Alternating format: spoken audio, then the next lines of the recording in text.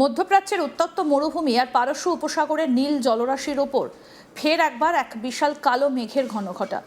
American president Donald ট্রাম্পের একটিমাত্র মন্তব্য আন্তর্জাতিক রাজনীতির পারদকে এমন এক উচ্চতায় পৌঁছে দিয়েছে যা সমগ্র বিশ্বকে নতুন করে এক সর্বনাশা যুদ্ধের আশঙ্কায় কাঁপিয়ে তুলছে।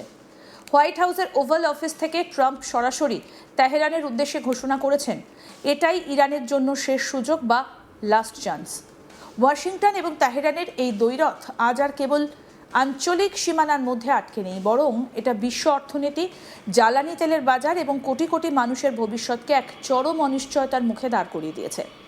ট্রাম্পের এই হুঁশিয়ারি কি নিছকই কূটনীতির খেলায় মনস্তাত্ত্বিক চাপ সৃষ্টির কৌশল, নাকি মধ্যপ্রাচ্যের বুকে বড় কোনো সামরিক তাণ্ডব চালানোর চূড়ান্ত প্রস্তুতি? এই প্রশ্নটাই আজ বিশ্বজুড়ে আলোচনার কেন্দ্রবিন্দুতে পরিণত হয়েছে। গত কয়েক সপ্তাহ ধরে পারস্য উপসাগর এবং বিশ্বের অন্যতম সংবেদনশীল সামুদ্রিক পথ হরমুজ প্রণালীকে কেন্দ্র করে যে সামরিক তৎপরতা চলছে, তার সমান্তরালেই ওয়াশিংটনের এই কড়া বার্তা এসেছে। আমেরিকার প্রশাসনের পরিষ্কার দাবি, ইরানের বিতর্কিত পারমাণবিক কর্মসূচি এবং তাদের আঞ্চলিক কার্যকলাপে লাগাম টানতেই হবে। হোয়াইট হাউসের দাবি অনুযায়ী তেহরানের পরমাণু গবেষণার পরিধি এমন এক পর্যায়ে পৌঁছেছে যা ভবিষ্যতে পারমাণবিক অস্ত্র তৈরির মারাত্মক ঝুঁকি বাড়িয়ে দিচ্ছে। আর সেই কারণেই আমেরিকা নিজেদের জাতীয় নিরাপত্তা এবং মধ্যপ্রাচ্যে থাকা তাদের মিত্র দেশগুলোর সুরক্ষার কথা বলে ইরানের ওপর সর্বাত্মক সামরিক এবং অর্থনৈতিক চাপ বজায় রেখেছে। তবে ডোনাল্ড ট্রাম্প দাবি করেছেন যে তিনি সম্পূর্ণ সামরিক শক্তি প্রয়োগ করে একটা দেশকে ধ্বংস করার আগে তেহরানকে কূটনীতির টেবিলে ফিরে আসার জন্য আরও একটা শেষ সুযোগ দিতে চান। তার সাফ কথা, ইরান যদি এই সুযোগ কাজে না লাগায় তবে আমেরিকা নিজের মতো করে পরিস্থিতি সামাল দিতে এক মুহূর্তও দ্বিধা করবে না। কি বলেছেন আমেরিকান প্রেসিডেন্ট ডোনাল্ড ট্রাম্প, শুনবো। You know, they're going on right now. It's an amazing thing. We have a little problem with Iran because we have many talks and we'll say we have or we don't have. You know, we're straight about it. But they deny, but they're not denying it now. They just put out a statement not denying it. But for some reason they, when they're talking, they don't like saying that they're talking. So I say, we're in talks. Big deal. We're in talks. And they'll sometimes deny it, even though they spend hours and hours together talking. No, the talks are going along. We're going to hit them very hard yesterday, very, very hard, harder than any attack.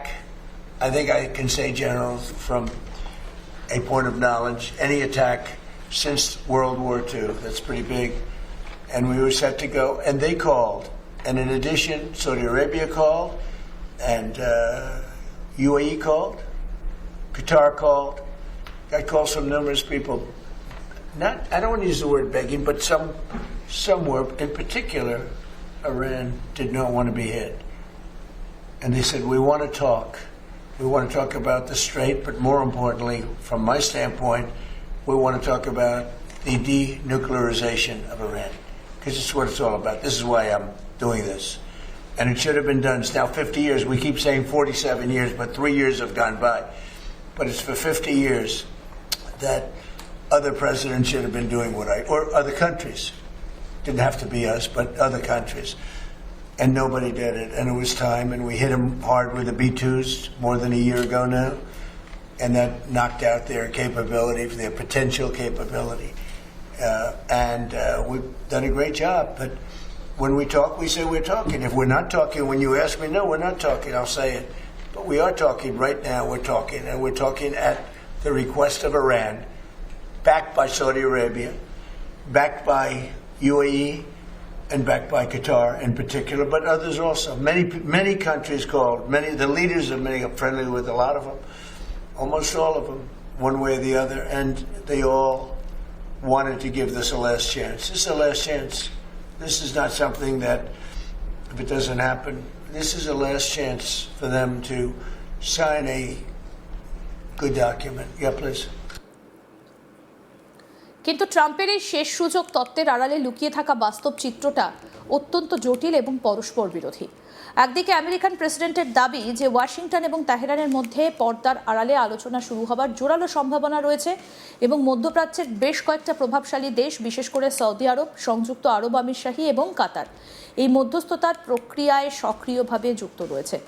কিন্তু অন্যদিকে Tehran এই দাবি পুরোপুরি খারিজ করে দিয়েছে। ইরানের সর্বোচ্চ নেতৃত্ব এবং সরকারি আধিকারিকরা স্পষ্ট ভাষায় জানিয়ে দিয়েছেন যে আমেরিকার সঙ্গে কোনো রকম সরাসরি বা পরোক্ষ আলোচনা চলছে না। তাদের দাবি ওমানের সঙ্গে শুধুমাত্র হরমুজ প্রণালীতে বাণিজ্যিক জাহাজগুলোর নিরাপদ চলাচল এবং সাময়িক নেভিগেশন সংক্রান্ত কিছু বিষয় নিয়ে যোগাযোগ হয়েছে। এর বাইরে ওয়াশিংটনের সাথে কোনো সমঝোতার প্রশ্নই ওঠে না। এই দুই পক্ষের পরস্পর বিরোধী বয়ান আন্তর্জাতিক কূটনীতিতে একটা অদ্ভুত গোলক ধাঁধায় ফেলে দিয়েছে। এক পক্ষ বলছে আলোচনা হচ্ছে, অন্য পক্ষ বলছে আলোচনার নামগন্ধও নেই। তাহলে কি গোটা কূটনৈতিক প্রক্রিয়াটাই এক অদৃশ্য ধোঁয়াশা মাত্র? আন্তর্জাতিক সম্পর্ক বিশেষজ্ঞদের একাংশের মতে ট্রাম্পের এই কড়া ভাষা কোনো শান্তির বার্তা নয়, এটা মূলত আসন্ন কোনো বড় সামরিক পদক্ষেপের আগে শেষ মুহূর্তের রাজনৈতিক চাল। ওয়াশিংটন খুব ভালো করে জানে যে পারস্য উপসাগরের মতো অত্যন্ত গুরুত্বপূর্ণ জলপথে যদি সরাসরি যুদ্ধ বেঁধে যায় তবে তার প্রত্যক্ষ প্রভাব পড়বে বিশ্বের বাণিজ্যের ওপর।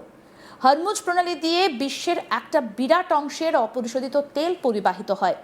এই পথ যদি কোনো কারণে চিরতরে বন্ধ হয়ে যায় বা অতিরিক্ত নিরাপত্তার নামে আটকে দেওয়া হয় তবে আন্তর্জাতিক বাজারে হু হু করে বেড়ে যাবে তেলের দাম।